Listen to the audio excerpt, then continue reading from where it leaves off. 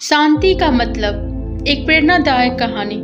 पुराने एक समय की बात है। किसी राज्य में एक राजा था जिसे पेंटिंग से बहुत लगाव था।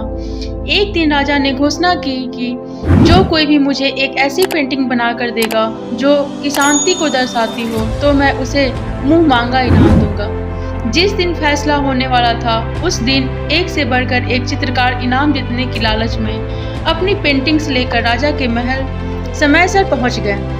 राजा ने एक एक करके सभी की पेंटिंग्स देखी। सभी पेंटिंग में से राजा ने सिर्फ 2 पेंटिंग्स अलग रखवा दी। राजा को वो दोनों पेंटिंग्स बहुत पसंद आई थी। इन दोनों में से किसी एक को इनाम मिलने वाला था। पहली पेंटिंग्स एक सुंदर शांत झील की थी। उस झील का पानी बहुत साफ था। उस पेंटिंग्स में ऊपर नीला आसमान और आसमान में रुई के गोलों के समान सफ़ेद बादल थे। ये पेंटिंग्स में शांति साफ नजर आ रही थी। जो कोई भी इसे देखता उसे ऐसा ही लगता था कि शांति को दर्शाने के लिए बहुत अच्छी पेंटिंग्स है। दूसरी जो पेंटिंग थी उसमें पहाड़ थे। पहाड़ बिल्कुल रूखे थे, वीरान थे। पहाड़ों के ऊपर बादल थे और उस बादल में बिजलियां चमक रही थी। तेज हवा से पेड़ हिल रहे थे। पहाड़ी की दूसरी ओर एक झरना था और झरने ने रौद्र रूप धारण कर रखा था।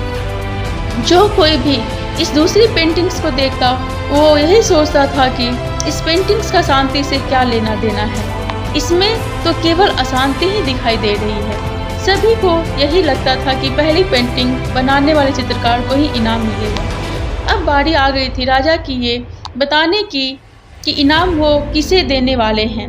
राजा ने ये ऐलान किया कि दूसरी पेंटिंग बनाने वाले चित्रकार की पेंटिंग उन्हें ज़्यादा अच्छी लगी है और वो उसे मुँहमांगा इनाम देंगे।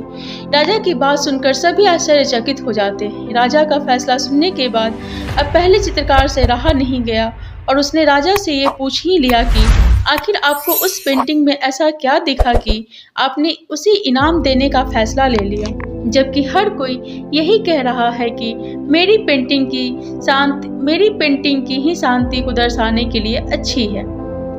राजा पहले चित्रकार से कहा कि तुम आओ मेरे साथ, मैं तुम्हें बताता हूँ। राजा उस चित्रकार को दूसरी पेंटिंग की ओर ले जाते हैं और कहते हैं झरने के दाईं ओर हवा से एक तरफ झुके हुए इस वृक्ष को देखो। वृक्ष की डाली पर बने हुए इस घोंसले को ध्यान से देखो। देखो कैसे एक चिड़िया कोमलता से शांत भाव से अपने बच्चे को भोजन करा रही है। राजा ने वहाँ पर हाजिर सभी लोगों को समझाया कि शांति का मतलब ये नहीं कि आप ऐसी स्थिति में हो जाओ जहाँ कोई शोर नहीं हो, कोई समस्या नहीं हो, सब कुछ अच्छा ही हो। शांति का मतलब तो ये होता है कि आप हर तरफ की अव्यवस्था अशांति के बीच भी शांत रह पाओ और अपने लक्ष्य पर ध्यान केंद्रित कर पाओ। सभी लोग अब अच्छे से समझ गए कि राजा ने दूसरी पेंटिंग को क्यों चुना। तो बस यही है इस कहानी में जो काफ़ी दिलचस्पी लाती है। तो प्लीज़ मेरी अगर स्टोरी आप सबको अच्छी लगी हो तो प्लीज़ लाइक एंड